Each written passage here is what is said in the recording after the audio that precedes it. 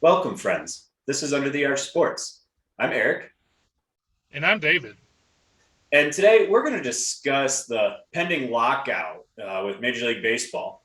Before we begin, make sure you subscribe to our YouTube channel and find us on Facebook and Instagram. Yeah, guys, so Major League Baseball, the players, the collective bargaining agreement is set to expire at the basically the stroke of midnight, end of December 1st. And David, it's dicey. Yeah, just like the last one, it's uh, the owners are trying to, play to their benefits while the players see all the money the owners are making and saying, "Hey, what about us?" Yeah, and that's honestly kind of where we are with this collective bargaining agreement negotiation. The last 5 maybe 10 years have been very owner friendly in terms of just the way the money has fallen. You know, the average player salary and the median both have fallen over the past 5 years since 2017. That's counterintuitive. You see the superstars getting such huge contracts, David, but they while that's happening, the top 100 players are making up more than half of all payroll money.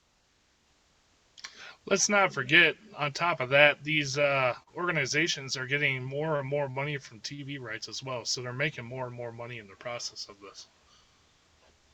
Yeah, it was. I forget the time period. It might be just over the last CBA 5 years that TV revenue has doubled. Um, it's either, if I'm wrong on that, the point is TV revenue, overall ownership revenue skyrocketing, while player salaries on the whole are not increasing.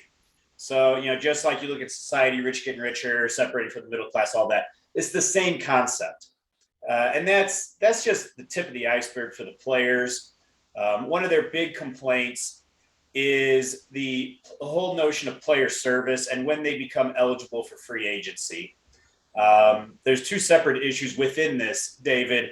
And the first one to me is just outrageous, which is the owners want to change the rule for when a player becomes eligible for free agency so that it is by age instead of service length. And they want it to be 29 and a half years old. Yeah, when you were telling me this earlier, I just had a real loud laugh. Like what an insult to the players, in all Oh, yeah. honesty. You get these young players like a Jack Flaherty coming up at the age of, what was it, like 21 or 22. You have Dylan Carlson, young guy. That means he can't go to free agency until 29 years old. That's crazy. Like, that means they're stuck at the league minimum or whatever the Cardinals throw at them through arbitration and things until 29 years old. Like, if I were a player, I'd be outraged.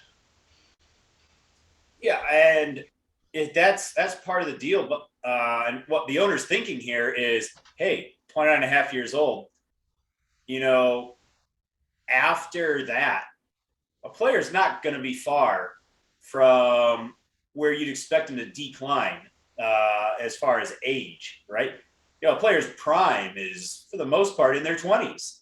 So they're not going to hit free agency until they're most of the way through their prime.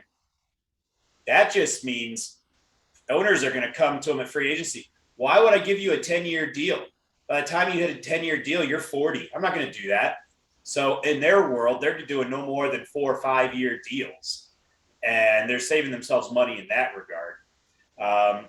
Also, you look at players. You mentioned young guys like Jack Flaherty. Think of players coming up from like Latin America, like a player from the Dominican who signs to go into whatever developmental program, farm system, whatever, at 16, 17, 18 years old. You're talking about those guys spending 10 to 12, maybe even longer years with the same organization without having a chance to be a free agent.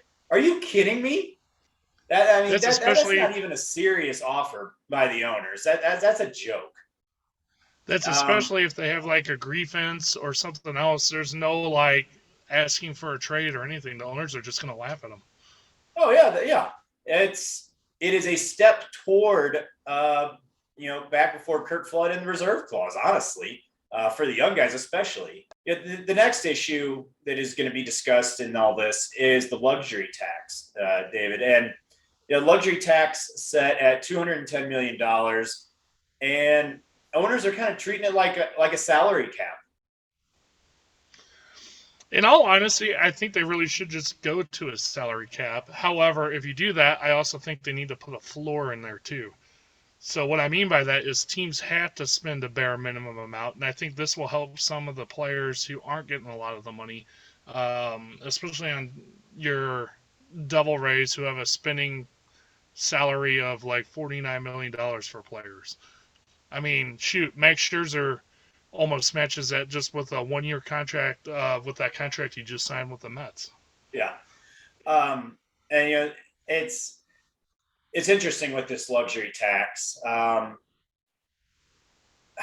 now at $210 million, the owners have mentioned putting in a salary floor, as you suggest, but they couple that with lowering the luxury tax threshold down to $180 million.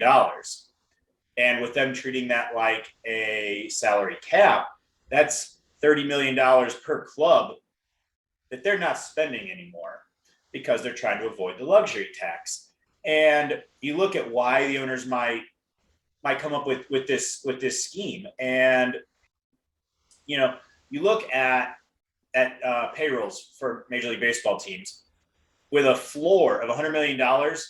That forces 4 teams to raise their payrolls. Okay.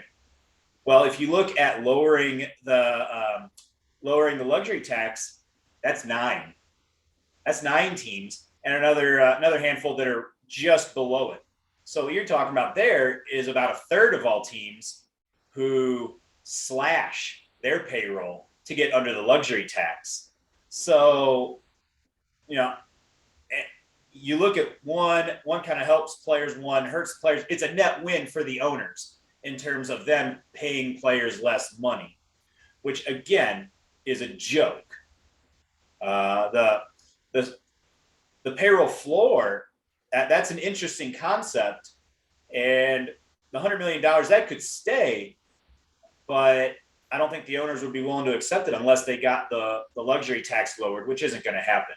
The players want it raised because that way the owners would be able to pay players more money without having to face the luxury tax. It's a mess, David. And the kicker to all this is as soon as this CBA expires, all free agency moves are shut down, trades shut down, any transaction of any kind shut down. And, if this goes far enough, we're talking about winter meetings being postponed or canceled. Talk about the Rule 5 draft, same thing, postponed, maybe canceled. And, the longer it goes, you start to run the risk of spring training or even the regular season getting pushed back or shortened.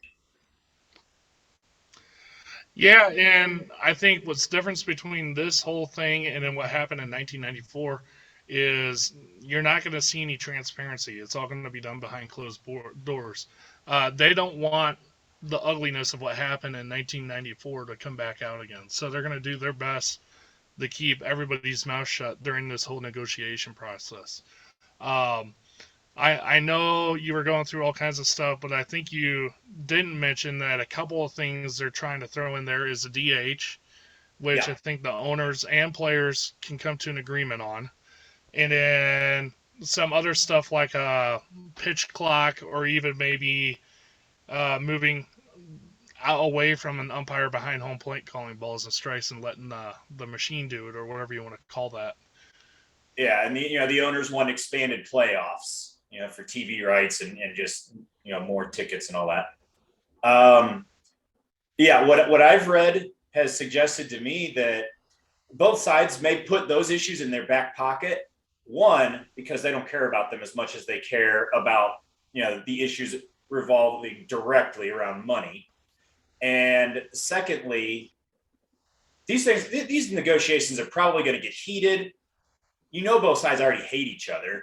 So they're going to just keep these in their back pocket for when things are about to boil over and just like, all right, guys, let's talk about the DH for a minute and let things kind of calm down. I think that's what they're going to do because that's something where they can work on it. Yeah, I agree with you. One other thing I would like to see, and I don't know if they'll address it, but I think it comes along the lines with like a floor salary cap or whatever you want to call it, is kind of what some teams have been doing. I know Houston did it, the Cubs had done it. It's tanking their season to like get draft picks and other things. Um, I don't know if MLB will address that during these conversations between the players and owners, but it's definitely a concern because you got some teams who just absolutely throw everything away just so they can retool. So it's going to be interesting to see what comes out once all the infighting is over, I guess you call it. I'm not sure. Yeah, and that's one thing that owners will never admit that they're doing. So that's something that's going to be hard for players to get a change on, is because no one wants to admit that, yeah, we're not trying our best. We're trying to get draft picks and not spend as much as we need to contend. They'll never admit that. So that's going to be a challenge. I would say overall, David, given the fact that the status quo, the CBA that's about to expire, has been more beneficial to the owners, it's going to be the players who are wanting more change.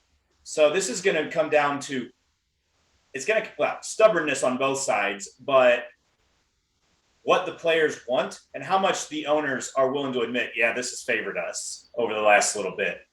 And I think that's what it's going to come down to. Well, and I think history has shown us it's going to side with the owners. They're not going to be willing to give up ground on what they already have, accomplished, if you will. Especially with how much they're making right now, they're going to do whatever they can not to give up that money. So it's going to get real ugly.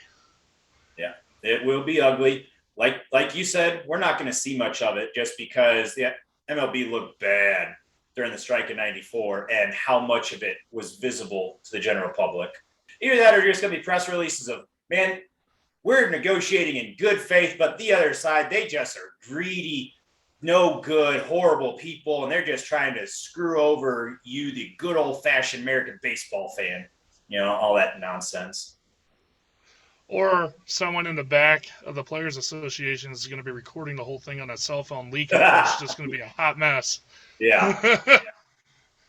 So it's going to be interesting to see. Stay tuned with Under the Arch. We'll be trying to cover as much as we can. I mean, who knows what we're going to be able to find out, but it's definitely going to be interesting to see how this whole thing shakes out and if we get the season started on time. But until then, keep watching us.